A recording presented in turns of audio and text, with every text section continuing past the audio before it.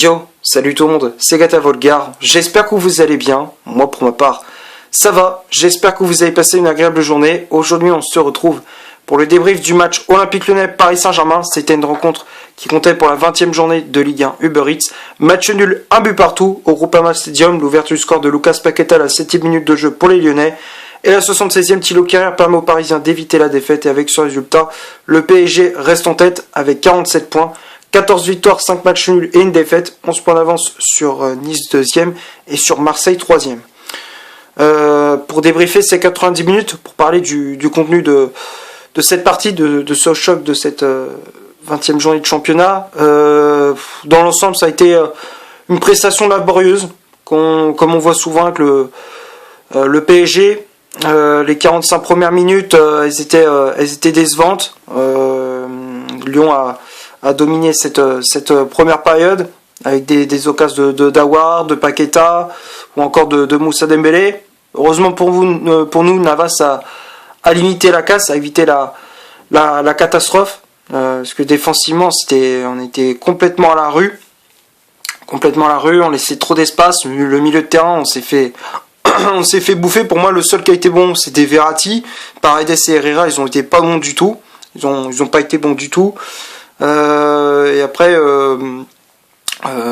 c'est surtout en deuxième période que la défense a été un peu mieux, surtout avec Mendes sur le côté gauche, qui a fait une bonne deuxième période, qui a mis de la vitesse, de la vivacité, de bons centres aussi. Donc voilà.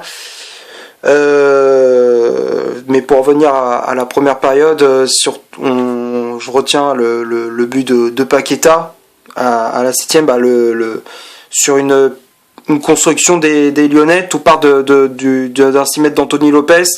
C'est en 3 touches entre Guimarães, Aouar et Paqueta. Je crois que c'est Bruno Guimarães qui lance dans la profondeur son compatriote brésilien, qui prend de vitesse Paredes et Dagba. Et là tu te demandais, Marquinhos et Kimpembe, qu'est-ce qu'ils faisaient. Là normalement c'est à eux d'intervenir, c'est pas à Paredes et à Dagba. Là tu te dis, elle est où la charge centrale? Elle est où? Là on voyait pas là on comprenait pas l'action. Paqueta qui filait droit au but et il enchaînait avec une frappe croisée. Navas est battu 1-0 pour Lyon. Et c'est le score à mi-temps. Après, côté parisien, il y a eu des occasions avec Mbappé, avec Herrera. On est tombé sur un très bon Anthony Lopez. Et bon, à part ça, il n'y a pas eu énorme d'occasions. Donc à la mi-temps, 1-0 pour les Lyonnais. La deuxième période était un peu mieux, on va dire. Même si Lyon, ils ont attaqué très fort cette deuxième période, des occasions de Dembélé ou encore d'Aouar. Mais heureusement pour nous, Navas était là pour sauver le PSG. Et les minutes passaient, toujours pas de réaction. Vous voyez que c'était de plus en plus compliqué. Pochettino qui fait, on va dire, un coaching payant avec les entrées en jeu des jeunes, Simons, Michut ou encore Dynamibé. Il y a eu aussi l'entrée en jeu de Thilo Kehrer.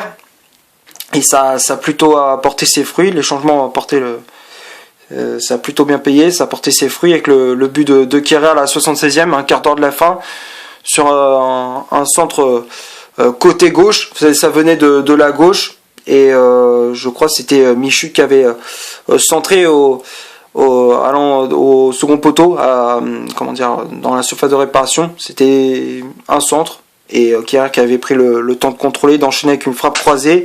Lopez a légèrement dévié ce ballon de la jambe, mais ça ne suffit pas pour permettre à Kehrer de marquer. Ça n'empêche pas à Kehrer de marquer et de permettre aux Parisiens d'égaliser un partout.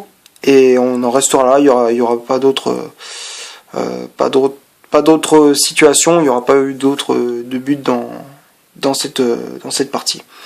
Donc on va passer maintenant à la composition d'équipe que Pochettino a alignée pour cette rencontre. Alors ça a été un 4-3-3, mais bon, il y a encore des choix, j'ai pas trop compris. Navas dans les buts, Marquinhos et Kipembe pour former la charnière centrale. Marquinhos qui avait le brassard capitaine. Dagba à la place de Hakimi, parti à la CAN, la Coupe d'Afrique des Nations avec le Maroc. Nuno Mendes à gauche, Verratti en 6, Paredes et Herrera en relayeur et les trio d'attaque. Icardi en pointe, Wijnaldum ailier droit et Kylian Mbappé ailier gauche.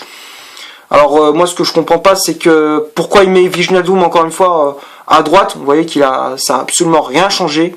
Tu peux le mettre au milieu de terrain et même sur un côté droit ça change absolument rien. Déjà que milieu de terrain c'est compliqué, mais alors si tu le mets sur un côté droit, bah là c'est même pas la peine. Là tu mets un vrai ailier, que je pense au jeune Xavi Simons. Tu peux mettre aussi Garbi ou encore je sais pas, tu peux essayer autre chose parce que bon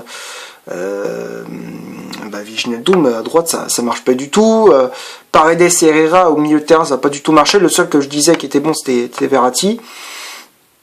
Et les remplaçants, comme je disais, Dinan Bibé qui était en jeu à la place de Wijnaldum, Michu à la place d'Herrera, Kerrer à la place de Colin Dagba et l'entrée en jeu de Xavi Simons à la place de Paredes. Voilà pour le 11 de départ de Pochettino. J'ai fait à peu près le tour. On va passer au stade de cette partie. On va commencer par les Lyonnais. 32% de possession de balle, 2 corners, 8 tirs au total, donc 4 tirs cadrés, 0 position de hors-jeu. Côté parisien, 68% de possession de balle, 7 corners, 12 tirs au total, donc 3 tirs cadrés, 2 positions de hors-jeu. On va dire oui, on a eu la possession de balle, mais le problème c'est que Paris, dès qu'ils avaient le ballon, ils savaient pas quoi faire. On savait pas quoi faire, on voulait se débarrasser du ballon plus vite, on balançait sur Mbappé, sur Wijnaldum, mais c'est surtout sur Mbappé pour qu'il fasse la différence, et c'est ça la tactique du PSG. C'est ça depuis plusieurs semaines, plusieurs mois. Et en termes d'occasion, bon, Lyon, ils ont été beaucoup plus tranchants que nous, même s'ils ont un peu vendangé au cours de la deuxième période. Ils auraient pu prendre l'avantage. Et même surtout en première période, ils étaient très bons. Ils auraient pu gagner. Si aussi ils étaient plus tueurs devant les buts, à la mi-temps, il y aurait dû avoir 2 ou 3-0. Si Lyon était plus tueur, normalement ça aurait dû être 2 ou 3-0. Parce qu'en première période, on n'a quasiment pas existé. Et nous, en termes d'occasion, c'est laborieux, quoi. C'est très laborieux. Et quand je pense que dans un mois et demi, on affronte le Real Madrid en 8e de finale de Ligue des Champions, on n'est pas dans la merde. Du tout. Donc on va passer maintenant au top et au flop de ce débrief. On va commencer par Navas. Navas, à part ce but encaissé, le but de Paqueta, j'ai trouvé assez sérieux. Il a sorti de nombreux arrêts face à Dembélé, face à Aouar, face à justement Paqueta ou même Bruno Guimaraes. Donc heureusement que Navas était là pour limiter la casse. Donc on peut remercier Navas, gardien costaricien, je mets dans le top. Après Marquinhos et Kipembe, pour moi ils sont fautifs. C'est vrai, sur le but de Paqueta, la première période, ils étaient assez moyens. La deuxième période, c'était mieux. Ils étaient beaucoup plus solides, beaucoup plus agressifs. C'était mieux déjà. Donc Marquinhos et Kipembe, je mets dans le top. Les latéraux, Dagba et Mendes.